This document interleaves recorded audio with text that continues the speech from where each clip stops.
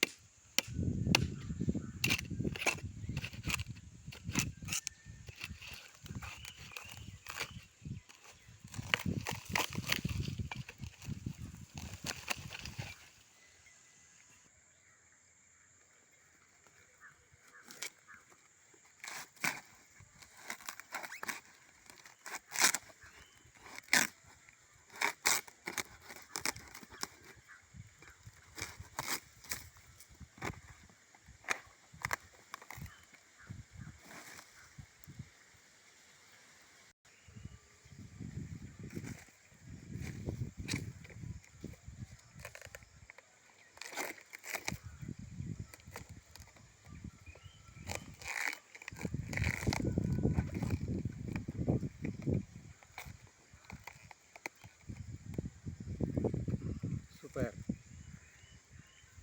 தென்னை மரம் குருத்து ரொம்ப டேஸ்ட்டாக இருக்கும்.